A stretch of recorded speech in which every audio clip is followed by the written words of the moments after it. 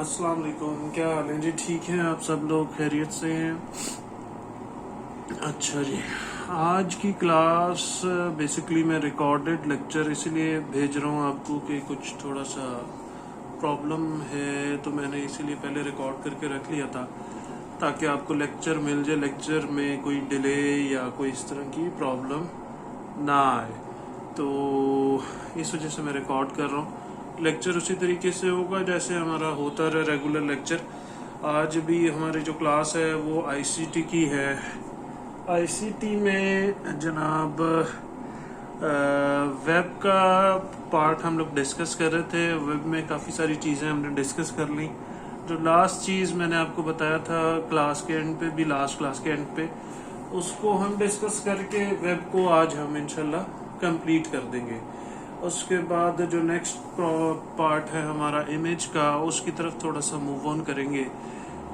मेरा वैसे इंटरेस्ट तो था कि इस कोर्स में कुछ रिसर्च पेपर से भी आपको फेमिलियरिटी करवाई जाए और वो भी बताया जाए कि आखिर रिसर्च पेपर क्या होता है और वो चीज़ें कैसे होती हैं। लेकिन unfortunately just because of these type of sessions, online sessions, ये पॉसिबल नहीं है कि आपको रिसर्च का थोड़ा सा बताया जाए, उसको रिसर्च पेपर को पढ़ना सिखाया जाए। तो इस वजह से हम टॉपिक्स के ऊपर ही फोकस किया, लेकिन कोशिश करेंगे कि जैसे ही हमारे ये टॉपिक्स कंक्लूड हो जाएं तो हमारे पास कुछ टाइम बच जाए, तो उस टाइम में फिर मैं इसके ऊपर भी थोड़ा सा एक आप लोगों के साथ डिस्कशन रखूंगा, आपको बताऊंगा कि कैसे रिसर्च पेपर को स्टडी किया जाता है और कैसे उसको अंडरस्टैंड किया जाता है और कहाँ से हमें रिसर्च पेपर्स मिलते हैं। रिसर्च पेपर्स हमारे पास हर फील्ड के हैं, कंप्यूटर साइंस के हर फील्ड के, बाकी भी तमाम फील्ड्स के होते हैं रिसर्च पेपर्स। जितने हमने पार्ट्स पहले इनिशियल पढ़ लिए, जिसमें हमने जो है आर्किटेक्चर का पार्ट स्टडी किया, नेटवर्क्स का, उसके बाद फिर ये वेब और सॉफ्टवेयर का पार्ट हमने डिस्कस किया और इमेज का। चाहे कोई भी फील्ड्स हो, उसके रिसर्च पेपर्स एग्जिस्ट करते हैं और तमाम दुनिया रिसर्च कर रही है और उसमें रिसर्च पब्लिकेशन ही करवाती है। तो वो सबसे रीसेंट और सबसे अपडेटेड जो मालूमात हैं, जो उसकी ग्रोथ है, वो हमें पता चलती है। इंशाल्लाह इसके ऊपर भी हम सेशन रखेंगे लेटर ऑन इंशाल्लाह, अगर हमारे पास टाइम बच जाता है। इस तमाम सेमेस्टर का टॉपिक्स कंप्लीट करने के बाद तो रखेंगे, वरना इंशाल्लाह आपको मज़ीद अनऑफिशियली किसी और तरीके से, मैं कहीं पे भी बैठे होंगे तो मैं आपको उसके बारे में गाइड कर दूंगा। तो जनाब, जो लास्ट हमारा जो पार्ट था इसका वेब का, वो मैंने आज जो डिस्कस करना था इस क्लास में, वो एसईओ के बारे में हमने डिस्कशन करनी थी कि सर्च इंजन ऑप्टिमाइजेशन।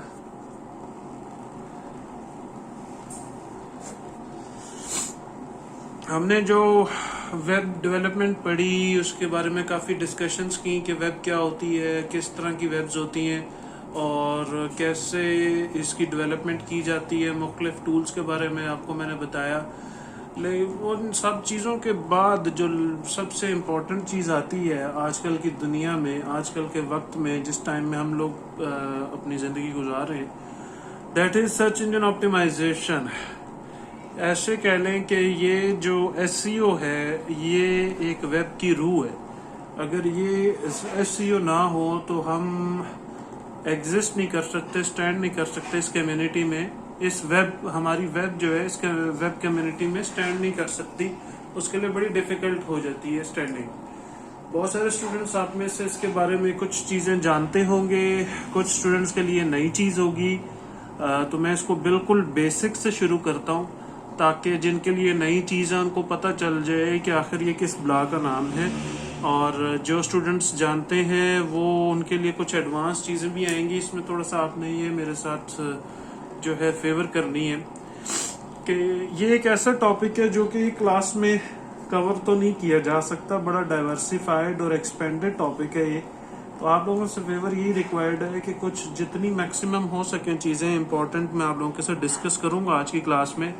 तो आपकी फेवर ये होगी कि आपने मुझसे पूछना है कि जो चीज़ें रह जाएं या जिसमें भी कोई कन्फ्यूजन हो, कोई भी इस तरह की कोई क्यूरी हो, या जो हमने पढ़ा इसमें से तो पूछना ही है। अगर इसके अलावा भी एसईओ से मुताल्लिक कोई कंफ्यूजन या क्यूरी किसी भी स्टूडेंट को हो तो वो मुझसे पूछे, डिस्कस करे, इसके ऊपर रिसर्च करे, because this is the very important and very essential part of web. इसके बगैर वेब को सरवाइव करवाना ऐसे ही है कि आप किसी जंगल में बैठे हैं लाइक। तो ये एक बड़ी जो है जाल है वेब्स का। पहले मैं बेसिक्स आपको बता दूं उन स्टूडेंट्स के लिए जिनको इसकी फेमिलियरिटी नहीं है। एसईओ बेसिकली ऐसे है कि लेट्स सपोज हम कोई भी एक वेब बनाते हैं। लेट्स सपोज फॉर एग्जांपल जो हमने टेक्निक्स पढ़ी उसके तहत हम कोई वेब बनाते हैं। लेट्स सपोज के वो ई कॉमर्स वेब है, ई कॉमर्स वेब है या कोई भी वेब है। लेट्स सपोज के वो कोई इंफॉर्मेटिव वेब है। सबसे पहली बात यह कि हम वेब बनाते क्यों हैं। अगर ई कॉमर्स वेब हो तो वो भी हम एक एंड यूजर के लिए बना रहे होते हैं। एंड यूजर कौन है? जो कि उस ई कॉमर्स वेबसाइट वो होती है जैसे दराज होगी, जैसे कोई भी स्टोर हो गया ऑनलाइन जहां से हम शॉपिंग कर सकते हैं। तो एक एंड यूजर के लिए बनाई जाती है कि एंड यूजर उस वेब के ऊपर आए और वहां से परचेजिंग करे। इंफॉर्मेटिव वेब भी इसी तरीके से एक ऐसी वेब है जो कि हम एंड यूजर के लिए बनाते हैं कि जिसको हम इंफॉर्मेशन देना चाह रहे हैं वो एंड यूजर आए उस वेब पे और वहां पर स्टडी करे और वहां से इंफॉर्मेशन गेट कर सके। अगर एंड यूजर अगर मैं लिखूं इन वेब्स के ऊपर आता ही नहीं है, उसकी हाजिरी नहीं होती, उसकी यहाँ पे प्रेजेंस ही नहीं होती, तो फिर इन वेब्स का मकसद बनाने का जीरो है, निल है। अच्छा, अब दो वजूहात बनती हैं कि एंड यूजर जो है इन वेब्स पे क्यों नहीं आएगा। दो वजूहात हो सकती हैं। पहली वजह ये हो सकती है कि एंड यूजर जो है वो फेमिलियर ही नहीं है, उसको पता ही नहीं है, फेमिलियर ही नहीं है उसको। ये जो चीज है जो हमने वेब बनाई ये अननोन है उसके लिए, उसको इस वेब का पता ही नहीं है। दूसरी चीज क्या हो सकती है? दूसरी वजह इसकी ये हो सकती है कि एंड यूजर को इसमें इंटरेस्ट ही नहीं है। यही दो वजूहात हो सकती हैं। तीसरी वजह नेट शेट बंद हो तो वो नहीं हम कंसिडर करेंगे, वो अलग चीज आ जाती है। जो एब्स्ट्रैक्ट चीजें हैं वो ये दो चीजें हो सकती हैं, ठीक है जी। इसके अलावा तीसरी चीज नहीं हो सकती। अब जो पहली चीज है पहले हम इसको एड्रेस करेंगे। अब हमारा जो एसईओ है बेसिकली इन दोनों चीजों को एड्रेस करता है।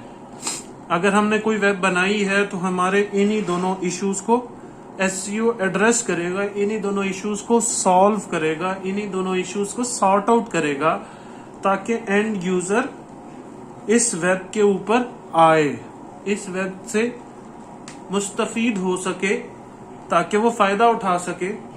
अगर वो फायदा उठाएगा तो ऑब्वियस सी बात है कि हमें भी फायदा होगा अगर हमारी वेब है तो। अब इन दोनों इश्यूज को एड्रेस करने के लिए हम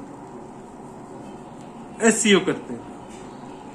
अब पहली जो चीज है, बारी बारी आते हैं दोनों चीजों पे। जो पहली चीज है इसको अगर मैं लिखूं फेमिलियरिटी, कि उसको पहचान करवाना कि वेब भी इससे मुतल्लिक कोई वेब है। लेट्स सपोज कि अगर कोई प्रोडक्ट से मुतल्लिक है, कोई भी प्रोडक्ट है, अगर हम उसको कहते हैं कि कोई पिज्जा शॉप है जी, ठीक है जी।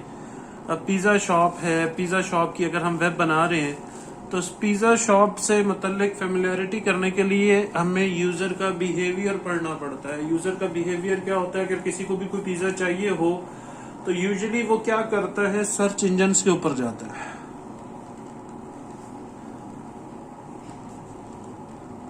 सर्च इंजन पे जाके सर्च करता है।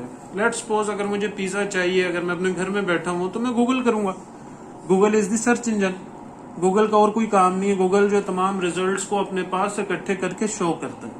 तो मैं सर्च करूंगा गूगल पे जाके पिज्जा के लिए कि पिज्जा कौन सा पिज्जा होना चाहिए। मेरी कोई रिक्वायरमेंट होगी ना कि मैं कह सकता हूं कि बेस्ट पिज्जा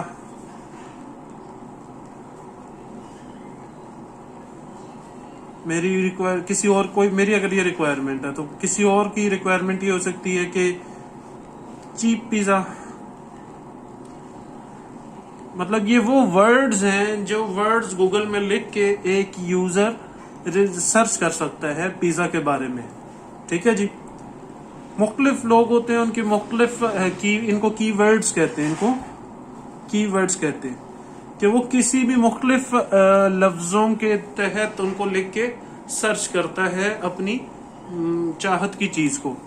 इसी तरीके से और भी वर्ड्स हो सकते हैं कि बेस्ट पिज़्ज़ा इन टाउन, कुछ और भी कीवर्ड्स हो सकते हैं लाइक के और कीवर्ड्स आप बना सकते हैं पिज़्ज़ा के स्पाइसी पिज़्ज़ा,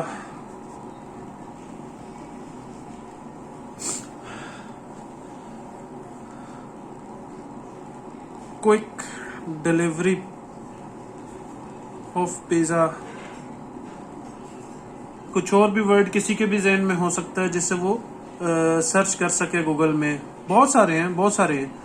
अब इन कीवर्ड्स को शॉर्टलिस्ट करना और इन कीवर्ड्स के लिए अगर हमारी वेबसाइट है www.pizza कुछ भी कह लें आप, इसको हम वेबसाइट बना सकते हैं कि जी पिज़्ज़ा, क्या वेबसाइट बनाए यार, कोई भी वेब एड्रेस अगर हमारा कोई प्रोडक्ट का नाम है कि pizzacorner.com, ये अगर हमने वेबसाइट बनाई है अपनी pizzacorner.com। ठीक है जी। अब इस वेब एड्रेस के लिए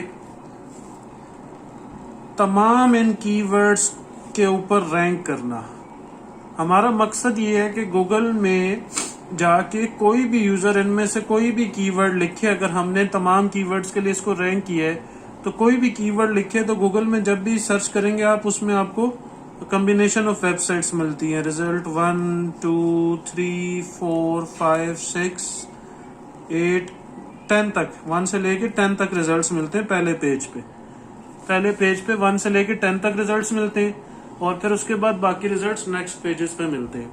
तो यूजुअली क्या होता है कि जो पहले 3 रिजल्ट्स होते हैं ना, ये बड़े इंपॉर्टेंट होते हैं। इन्हीं रिजल्ट्स के ऊपर यूजर आता है, जो पहले 3 होते हैं, बाकी जो आगे के होते हैं उनके ऊपर जाता नहीं है यूजर। तो हमने अपने इस वेब एड्रेस को, अपनी इस वेबसाइट को इन 3 रैंकिंग्स में लेकर आना होता है। ठीक है जी। इन कीवर्ड्स के लिए जो भी पॉसिबल कीवर्ड्स हो सकते हैं उनके लिए, इनको एंकर कीवर्ड्स भी कहते हैं, इनको नेकेड यूआरएल्स भी कहते हैं, मुख्तलिफ नाम है इनके। तमाम कीवर्ड्स के लिए मेरा पेन गिर गया था। तो तमाम कीवर्ड्स के लिए अपने वेब एड्रेस को रैंक करना इन 3 रैंकिंग्स में, अगर हम रैंक कर लें, अभी करते कैसे हैं इसके ऊपर मैं बाद में आता हूँ, मैं पहले आपको बता रहा हूँ कि ऐसी होता क्या है। ठीक है जी। इन तमाम कीवर्ड्स के लिए इन 3 रिजल्ट्स में लेकर आना अपनी वेबसाइट को, ये एसईओ का पहला पार्ट है जो कि हमारे इस चीज को, जो पहली रिक्वायरमेंट थी दिस वन, इसको सेटिस्फाई कर जाएगा।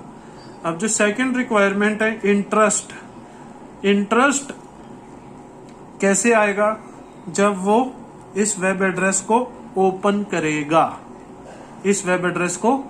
करेगा, ओपन करने के बाद उसको ये वेबसाइट इंटरेस्टिंग लगेगी, यूजर को उसके फायदे की लगेगी, तो तभी वो इस वेबसाइट को यूज करेगा, वरना वो क्विट कर जाएगा सिंपली। ठीक है जी। वरना वो सिंपली इस वेबसाइट से क्विट कर जाएगा, इससे लीव कर जाएगा। ठीक है जी। पहला काम फैमिलियरिटी का ये है, इंटरेस्ट का काम हमें वेबसाइट पे आता है। अब जो पहला काम जो हमने ये फैमिलियरिटी का डिस्कस किया, इसको हम कहते हैं, जो हमने ये डिस्कस किया इसको कहते हैं हम ऑफ पेज एसईओ।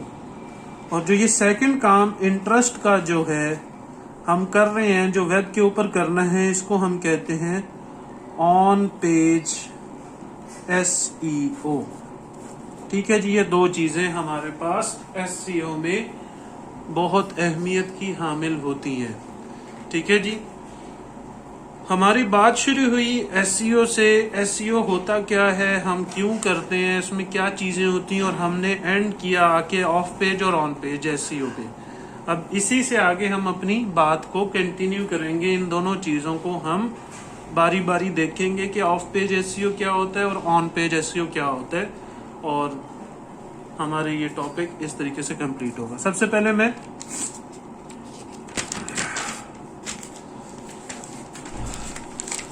आऊंगा जनाब ऑफ पेज एसईओ के ऊपर।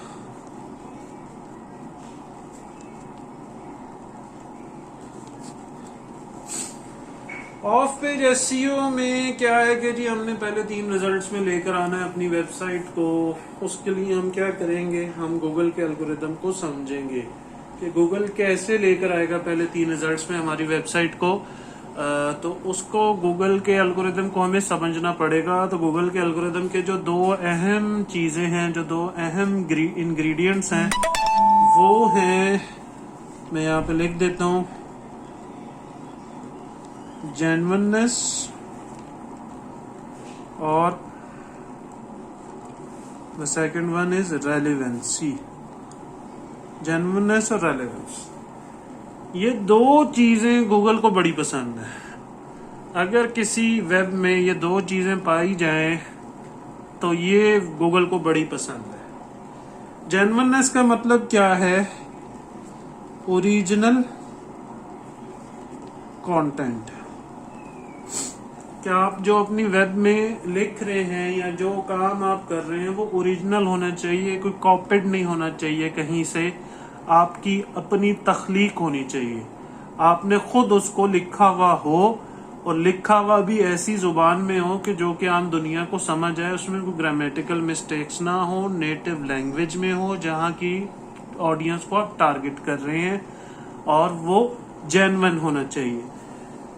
रेलेवेंस का क्या मतलब है कि अगर आप पिज्जा की वेबसाइट बना रहे हैं तो पिज्जा से मुतल्लिक ही उस पर लिखा हुआ हो, ये ना हो कि आप उसके ऊपर पिज्जा की वेबसाइट के ऊपर बर्गर्स का लिख रहे हो या फिर किसी फर्नीचर या फिर इलेक्ट्रॉनिक्स का लिख रहे हो, जो है उससे मुतल्लिक ही लिख रहे हो। ठीक है जी, तो इन दोनों चीजों को बंद किया जाता है अथॉरिटी में। इन दोनों चीजों को अथॉरिटी में बंद किया जाता है। अब ये अथॉरिटी क्या चीज है, अथॉरिटी ये चीज है कि अथॉरिटी का मतलब ये है कि मिसाल के तौर पे अगर एक स्टूडेंट है वो कहे कि जी मैं अच्छा स्टूडेंट हूँ, अपने मुंह से मियाँ मिट्ठू बनता रहे, तो कोई यकीन नहीं करेगा। लेकिन अगर उसको उस स्टूडेंट के अच्छे होने की गवाही यूनिवर्सिटी के तमाम लोग देना शुरू कर दें, अगर 1000 स्टूडेंट्स और पढ़ते हैं यूनिवर्सिटी में, तमाम 1000 के 1000 लोग कहना शुरू कर दें कि ये स्टूडेंट XYZ वाकई बहुत अच्छा स्टूडेंट है, तमाम लोग उसे कहें, मींस जितने ज्यादा कहेंगे कि ये अच्छा है उतनी उसको अथॉरिटी मिलेगी। यही चीज वेब में भी होती है। हमने वेब बनाई, एक पिज्जा की वेब बनाई, अगर उसके साथ मल्टीपल वेब्स और कनेक्टेड हैं जो कि उसकी तरफ डायरेक्ट करेंगी, उसकी जो पॉपुलैरिटी है, उसकी जो रैंकिंग है, उसके जो स्टार्स देते हैं, जिस तरह कमेंट्स में लोग कहते हैं, मुख्तलिफ वेब्स के थ्रू आते हैं, उसको जितना लोग इंडोर्स करेंगे उतनी उसकी डोमेन अथॉरिटी बनती जाएगी। इसको डोमेन अथॉरिटी कहते हैं। वेब की डोमेन अथॉरिटी होती है, वो उतनी पावरफुल होती जाती है। इसको एसईओ जूस भी कहते हैं। एसईओ जूस भी कहा जाता है कि अगर हमारी ये मेन वेब है, ये मेन वेब है और इसके थ्रू मल्टीपल वेब्स और इसकी तरफ राउट हो रही हैं, तो ये तमाम वेब्स का लिंक्स जूस इस मेन वेब को पास ऑन हो रहा होगा। ये मल्टीपल वेब्स कैसे इसको जो है वो लिंक जूस पास करेंगी, इसका तरीकाकार होता है कि मुख्तलिफ वेबसाइट्स के ऊपर हम जो ब्रांड एंकर है उसके साथ हाइपर लिंक करते हैं इसके वेब एड्रेस को एक कीवर्ड के लिए। मिसाल के तौर पे बेस्ट पिज़्ज़ा का वर्ड अगर मैं कोई आर्टिकल लिख रहा हूँ, इस तरह आर्टिकल चल रहा है, इसमें एक बेस्ट पिज़्ज़ा का लफ्ज़ आया, आर्टिकल मेरा चल रहा है इस तरीके से सारा। जो बेस्ट पिज़्ज़ा का लफ्ज़ है इसको मैं हाइपरलिंक करके क्या करूँगा, मैं अपना वेब एड्रेस छुपा दूंगा इसमें, pizzacorner.com। ये कोई और वेब है, किसी और वेब पे मैं ये आर्टिकल लिख रहा हूँ, हो सकता है कि ये www.gymexpert की हो वेबसाइट .com, ये वहां पर लिख रहा हूँ मैं, वहां पर मैंने आर्टिकल लिखा है। तो अब इस वेब से जब इस वेब के ऊपर gymexpert.com के ऊपर ये जो इसके अंदर मैंने ये वाला वेब एड्रेस हाइड कर दिया, तो इसकी कनेक्टिविटी इस वेब की इसके साथ बन गई, एक कनेक्शन बन गया। जिस तरह वो मकड़ी जाला नहीं बनाती, इस तरीके से जाल बनाना पड़ता है, जाल बुनना पड़ता है। तो ये हमने एक इसके साथ टांका जोड़ा, एक लिंक जोड़ा। जितने ज्यादा लिंक्स होते जाएं उतना ज्यादा हमारा ऑफ पेज एसईओ स्ट्रांग होता जाता है। इसी को कहते हैं ऑफ पेज एसईओ। ठीक है जी। अब इसमें दो चीजें पाई जाती हैं। एक चीज होती है कि जेन्युइन ऑफ पेज एसईओ, जिसको हम वाइट हैट कहते हैं, उसको वाइट हैट कहते हैं क्योंकि उसमें कुछ भी एम्बिगुअस नहीं होता। दूसरा होता है ग्रे हैट, तीसरा होता है ब्लैक हैट। ग्रे हैट में क्या होता है कि थोड़ी सी एम्बिग्विटी हम डालते हैं कि 50% जेन्युइन होता है और 50% फेक होता है, और ब्लैक हैट एसईओ में 100% फेक होता है। फेक से क्या मुराद है मेरा कि ये जितनी भी वेबसाइट है, अगर मैंने 50 वेबसाइट्स बनानी है gymexpert.com, इस तरह की मैंने 50 और वेबसाइट्स बना ली, ये तमाम वेबसाइट्स भी मेरी अपनी हो और इससे मैं इसको लिंक जूस पास कर रहा हूँ, तो ये जेन्युइन नहीं होगा। इनकी डोमेन अथॉरिटी कम होगी, लेकिन इससे अथॉरिटी मिल रही है, उसके साथ लिंकेज मिल रहा है, तो वो उसको अथॉरिटी पास ऑन हो रही होगी। ठीक है जी। लेकिन ये एक फेक है क्योंकि मेरी है, मैं ही इसको लिंक जूस पास कर रहा हूँ। गूगल को पसंद है कि मल्टीपल लोग उसको जो है उसको जो है ऑथेंटिकेट करें और उसको अथॉरिटी पास करें। लेकिन क्या हो कि मैं ही कर रहा हूं हर जगह पर। अब मिसाल के तौर पे जिस तरह हमने एक स्टूडेंट की मिसाल समझी थी कि एक स्टूडेंट कहता है कि मैं बहुत अच्छा स्टूडेंट हूं और उस यूनिवर्सिटी में 1000 स्टूडेंट्स और पढ़ते हों, लेकिन वो 1000 के 1000 स्टूडेंट्स को भी हाईजैक कर ले और उनकी जगह वो ही बोल रहा हो कि हाँ ये बहुत अच्छा स्टूडेंट है, हाँ ये बहुत अच्छा स्टूडेंट है, उनकी जेन्युइन आवाज ना हो उन तमाम 1000 स्टूडेंट्स की, तो वो उसकी बात तो पूरी हो जाएगी, उसको सारे मानना तो शुरू हो जाएंगे जिसने पूछा कि वाकई ये अच्छा स्टूडेंट, लेकिन किसी न किसी वक्त किसी न किसी मौके पे वो पकड़ा जाएगा। जब पकड़ा जाएगा तो फिर क्या होगा, वो यूनिवर्सिटी से बाहर भी निकाल दिया जाएगा या वटएवर जो भी कर दिया जाएगा। इसी तरीके से वेब्स में भी होता है। जब हमारी वेब पकड़ी जाती है, गूगल की अपडेट आती है एल्गो की, तो गूगल उसको ट्रैप कर लेता है। जब गूगल ट्रैप करता है तो वो क्या करता है, पेनलाइज करता है।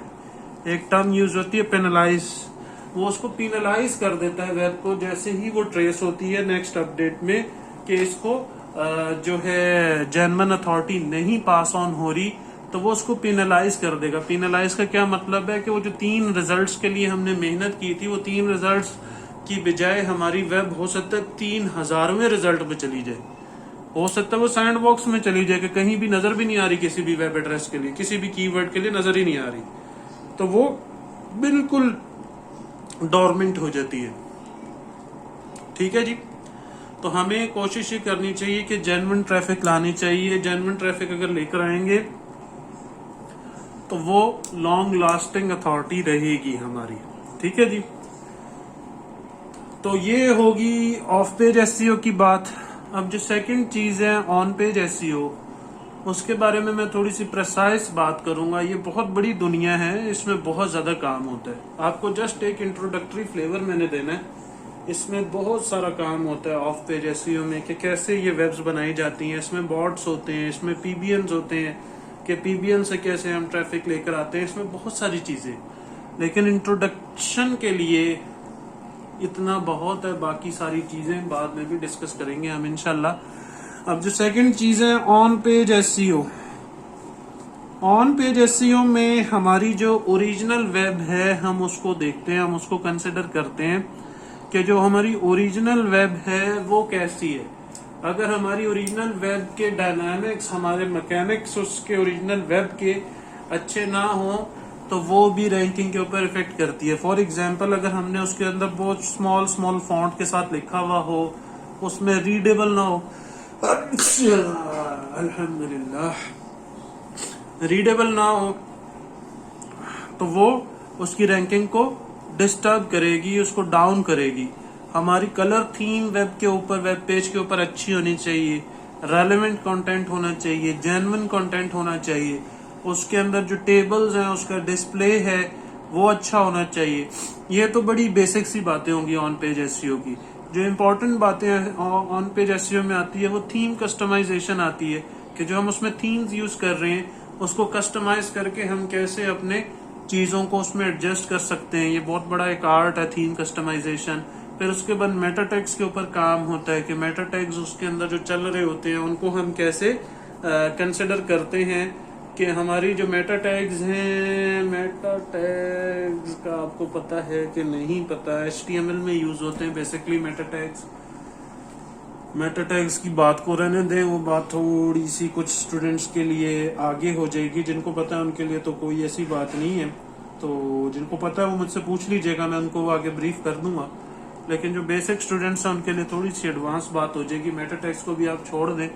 ऑन पेज एसईओ में सिर्फ आप इसी बात को समझें कि ऑन पेज एसईओ में हमने जो हमारे होम ग्राफिक्स हैं वेब के, ओरिजिनल पेज के ग्राफिक्स, उसके मैकेनिक्स, उसके जो डायनामिक्स हैं, उनको हम इंजीनियरिंग करते हैं, उनको हम अच्छे तरीके से ट्यून करते हैं कि हमारा लेआउट अच्छा हो, हमारी कलर थीम अच्छी हो वेब की, और हमारी जो टेक्स्ट की जस्टिफिकेशन है, उसकी डिजाइनिंग, उसकी थीम, उसके ऊपर जो पोस्टर्स हम यूज कर रहे हैं, उसके ऊपर जितना हम कंटेंट यूज कर रहे हैं वो वेल जस्टिफाइड हो, वेल मैनर्ड हो।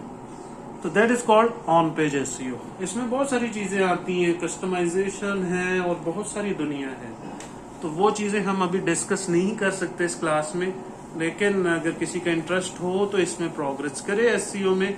तो जो जो चीजें होंगी जो मुझसे हो सके मैं जरूर ब्रीफ करूंगा आपको। इंटरनेट पे भी इसके बारे में बहुत सारी चीजें मिल जाएंगी, उस पर आप रिसर्च करें, चीजों को देखें, समझें, स्टडी करें, एब्जॉर्व करें। कोई कंफ्यूजन होती है तो वो मुझसे पूछें।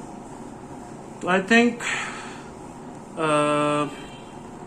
इंट्रोडक्टरी लेवल तक के लिए इतना बहुत है एसईओ में। तो इससे ज्यादा अगर मैं अभी इंट्रोडक्टरी क्लास में बताऊं तो वो डिफिकल्ट टू डाइजेस्ट हो जाएगा। थोड़ी सी आप खुद भी रिसर्च करें तो आपको मजीद चीजें क्लियर होंगी। और कोई कंफ्यूजन, कोई क्यूरी होती है तो वो मुझसे पूछें, इंशाल्लाह मैं आपको ब्रीफ कर दूंगा। तो I think that's all for today's class and that's all for our part of web. Web का पार्ट हमारा यहाँ पे कंप्लीट होता है। नेक्स्ट क्लास में इंशाल्लाह हम इमेज को शुरू करेंगे, इमेज के बारे में देखेंगे कि इमेज क्या है, इमेज प्रोसेसिंग में क्या चीजें आती हैं, उनको हम डिस्कस करेंगे। SEO and web development is very hot topic nowadays, ठीक है। फ्यूचर में भी रहेगा क्योंकि वेब तो हमेशा रहेगी, चलती रहेगी, तो ये आना चाहिए। मैं हालांकि काम दूसरी जगहों पे करता रहा, लेकिन मैंने भी इसमें काफ़ी टाइम अपना लगाया है, कंज्यूम किया है, कि किसी चीज़ को स्टडी किया और प्रैक्टिस किया है। तो आप लोगों को भी आना चाहिए।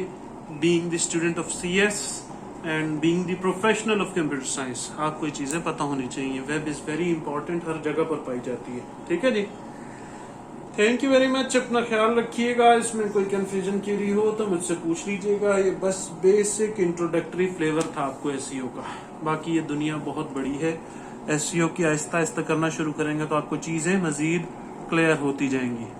ठीक है जी, थैंक यू वेरी मच। अल्लाह हाफिज। फिर मिलेंगे हम इंशाल्लाह नेक्स्ट क्लास में।